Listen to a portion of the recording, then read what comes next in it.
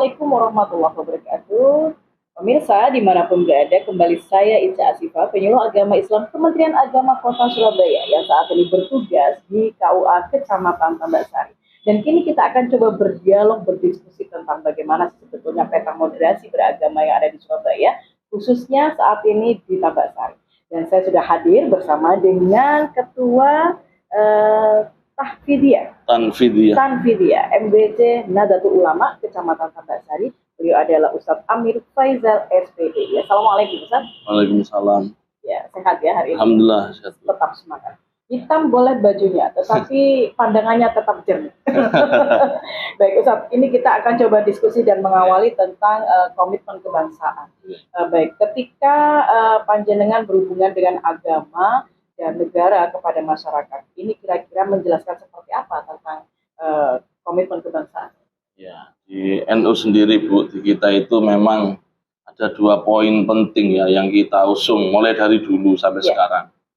Yang pertama itu adalah faham Ahlus Sunnah wal Jamaah, dan yang kedua itu adalah tentang kebangsaan, tentang nasionalis, rasa nasionalis.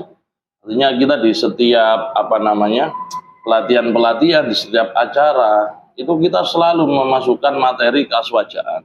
Itu satu penting.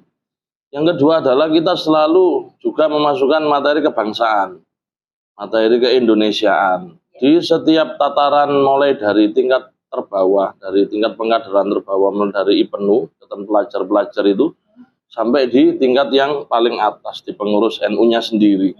Itu sangat memang ditekankan orang NU, warga NU selain juga harus berfaham Ahlus Sunnah wal Jamaah, juga harus orangnya nasionalis. Nah, seperti itu. Baik. Nah, ini ketika panjenengan melihat ada kelompok-kelompok yang menolak tentang ideologi Pancasila atau tentang NKRI atas nama agama, pendapatnya Gus Amir pribadi? Ya, saya kira orang seperti itu kurang mengkaji satu tentang agama itu sendiri. Yang kedua adalah belum paham tentang Pancasila. Karena memang Pancasila dan agama, apalagi Islam, itu sangat berhubungan erat. Sila satu ketuhanan yang Maha Esa itu sudah jelas itu seperti itu. Artinya mungkin orang seperti itu yang mempertentangkan antara Pancasila dan agama itu adalah satu, orangnya tidak paham tentang agama, sehingga kadang kena doktrin dari ajaran-ajaran radikalisme, ajaran impor dari luar. Sehingga membenturkan dengan Pancasila. Pancasila ini buatan manusia, kenapa harus patuh pada Pancasila? Kok tidak patuh pada Al-Quran? Produknya manusia. Ya, kan seperti itu. Padahal Pancasila itu sendiri adalah diambil atau saripatinya dari Al-Quran, dari hadis itu sendiri, dari pemikiran ulama. Dan ada tokoh-tokoh agama yang iya, betul. Seperti itu. Baik, ketika ada konflik ini, ada konflik agama di komunitas kita. Nah, adakah sempat terjadi begitu di lingkungannya Gus Amir? Ya, alhamdulillah kalau di lingkungan kami sendiri terbilang kondusif, tidak ada. Begitu ya. Aman-aman saja. Baik. Bicara tentang anti kekerasan ini, menurut Gus Amir, kira-kira yang menjadi faktor utama munculnya tindakan kekerasan yang atas nama agama? Ya, satu karena memang kurangnya pengetahuan di dalam agama itu sendiri. Artinya agama itu dianggap sesuatu yang kaku, yang keras, sehingga kadang orang itu kalau tidak sesuai dengan apa yang dia yakini, maka harus bertindak keras atas nama membela keyakinan yang dia ikuti, kan seperti itu. Ya, akhirnya jadi seperti itu. Makanya di NU itu kita mengenal dengan istilah namanya tasamuh. Tasamuh itu di tengah, tidak terlalu ke kiri, tidak terlalu ke kanan, berada di tengah-tengah. Artinya kita tetap amar ma'ruf itu dengan cara yang baik, bil ma'ruf, nahi mungkar, mencegah kemungkaran itu juga dengan bil ma'ruf, dengan cara yang baik pula. Baik. Ini ketika kita sudah bergerak di media sosial nih, dan apapun segala sesuatu ada di sana, dipublish dan di-blender dan sebagainya, ini mempengaruhi penyebaran paham kekerasan. Nah, kira-kira apa yang dilakukan oleh Gus Amir sebagai tokoh agama untuk bisa menangkal narasi ekstremisme di media digital? Oh gitu. Alhamdulillah di kita itu, di Nahdlatul Ulama itu kan sudah ada namanya tim cyber ya, artinya tim yang ngurusi IT. Terus di setiap lembaga juga itu sekarang sudah modern semuanya Bu. Artinya mereka itu membuat konten yang nanti memang diperuntukkan untuk penikmat yang ada di media sosial. Ya seperti itu, artinya kita sebarkan Islam itu rahmatan lil alamin, Islam yang tidak keras, Islam yang sejuk, Islam yang enak dipandang, seperti itu. Jadi kayak di kita sendiri di MBJ Tambak Sari itu kita bikin kegiatan Lailatul Ijtima namanya. Nah, itu setiap kegiatan kita itu selalu disupport dengan perangkat media sosial gitu. Nah, seperti itu. Ya tujuannya untuk apa? Untuk mengimbangi itu loh. Ujaran kebencian yang ada di media sosial. Itu ada yang hoax juga ya. Ada yang aneh-aneh juga lah seperti itu. Benar. Ketika di lingkungan panjenengan tidak ada radikalisme, ada ekstremisme gitu kan. Apa upaya yang Gus Amir bisa lakukan ketika ada seperti itu di lingkungan panjenengan? Ya yang pertama sih kalau kita ya itu yang pertama ya kita datangi lah, kita surati, kita silaturahmi gitu. Kalau mereka punya lembaga, kita kasih surat resmi, kita ajak ketemuan, kita ajak diskusi mungkin gitu.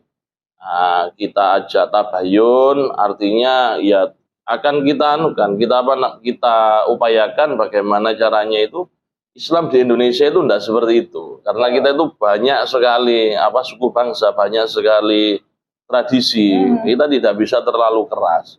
Nah kalau nanti kok tarafnya sudah di titik meresahkan, ya kita harus kerjasama dengan pihak yang berwajib. Kita tidak bisa sendiri membuat yang memang harus dilewati. Iya, seperti itu. Ya luar biasa. Baik pemirsa, jangan kemana-mana, sesaat lagi kami akan kembali.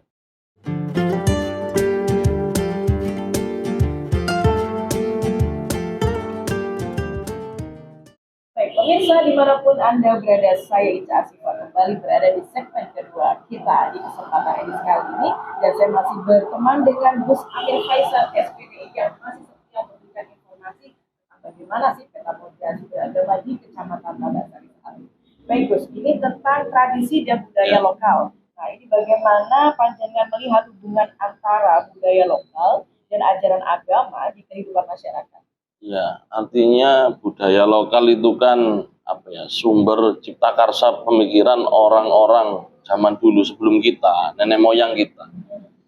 Nah, di situ kalau di budaya tadi, kearifan lokal tadi ada yang bertentangan, katakanlah umpamanya ada yang bertentangan dengan syariat atau norma agama, ya otomatis tidak kita ambil. Tapi kalau ada budaya itu yang sangat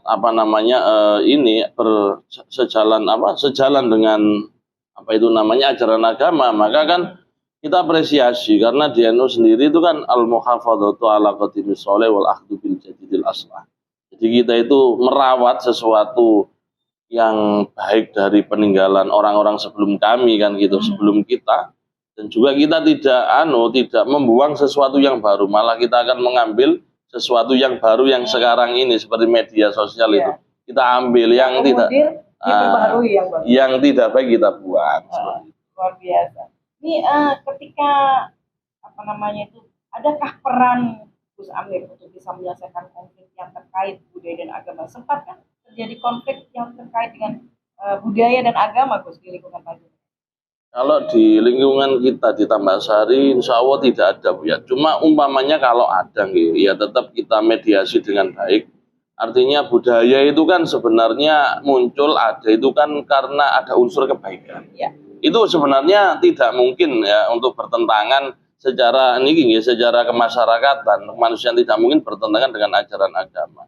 Tapi kalau toh nanti muncul ya tetap nanti akan kita mediasi, kita kasih edukasi lah seperti itu. Letaknya seperti letaknya seperti itu. Baik, moderasi beragama dalam kehidupan sehari-hari nih. Nah, kira-kira apa sih harapan Gus Amir terhadap pemerintah dalam mendukung upaya moderasi beragama di masyarakat? Harapan saya ya kepada pemerintah gitu. Pada pemerintah ya tetap dipertahankan. Artinya pemerintah sudah bagus. Pemerintah itu sudah memberikan fasilitas-fasilitas yang banyak, sudah ada pos-posnya. Ya tinggal mungkin dipertahankan. Lebih-lebih lagi mungkin kalau bisa ditingkatkan, malah lebih bagus. Nah, yang selanjutnya yang keren ini Gus, bagaimanakah Gus Amir bisa memberikan satu pesan kepada masyarakat luas tentang moderasi beragama apa yang seandainya ini pas dalam posisi statementnya Gus Amir? Ya artinya kita beragama itu jangan seperti orang yang tidak tahu kanan kiri depan belakang. Tidak melihat ya Gus ya. Iya, karena di zaman yang sudah globalisasi, di zaman modern kita itu harus moderat lah. Moderat itu artinya kita tidak bisa sakarepnya sendiri. Kita harus menimbang dari sana dari sini, sehingga yang terpenting itu terciptanya masyarakat yang rukun itu. Kalau urusan keimanan itu urusan kita pribadi masing-masing. Keyakinan. Jadi umpamanya agama saya Islam, saya meyakini agama saya paling benar, itu betul. Tapi kita juga harus meyakini bahwasanya agama lain itu adalah baik gitu loh, Bu. Sesuai dengan keyakinan mereka gitu loh. Setiap agama itu pasti mengajarkan kebaikan ya. Urusan benar tidak benar kembali ke orangnya masing-masing. Pemeluknya masing-masing. Akhirnya ketika kita lihat ada tantangan, kemudian bagaimana membangun moderasi beragama itu, hambatan terbesar yang pernah Gus Amir hadapi dalam menyebarkan pemahaman moderasi beragama adakah itu? Ada, Bu. Terutama kepada teman-teman atau saudara-saudara yang secara keilmuan agama mereka itu kurang lama belajarnya. Itu kalau bahasa Surabayanya ngopinya kurang pahit ya Gus? Iya, ngopinya kurang pahit, mainnya kurang jauh, meleknya kurang malam kan gitu. Nah itu akhirnya tantangan kita itu kadang mereka itu punya keyakinan yang tidak mau ditawar gitu loh. Tidak mau dibelokkan. Iya, kita ingatkan, kita luruskan, Bu. Bukan mau kita belokkan, enggak, malah kita luruskan, malah kita ini malah dianggap sesuatu yang menyelisih ajaran agama. Itu yang susah. Kita dianggap tidak sepaham lah sama mereka. Iya, dan mereka itu pahamnya memang kurang dalam, ngajinya kurang lama. Akhirnya apa yang mereka dapat kalau berbeda berarti semuanya salah gitu. Itu tantangan terbesar di situ. Yang tidak sesuai dengan perspektif mereka. Iya, seperti itu. Nah, akhirnya berarti cara yang efektif Gus untuk mengatasi resistensi dari kelompok yang menolak konsep moderasi beragama seperti apa ya? Ya, sering dilibatkan dalam program-program, mungkin ada program pemerintah seperti seminar atau diundang. Iya, kita undang, atau seperti kalau kita mengadakan acara-acara di NU itu kita mesti mengundang, Bu, dari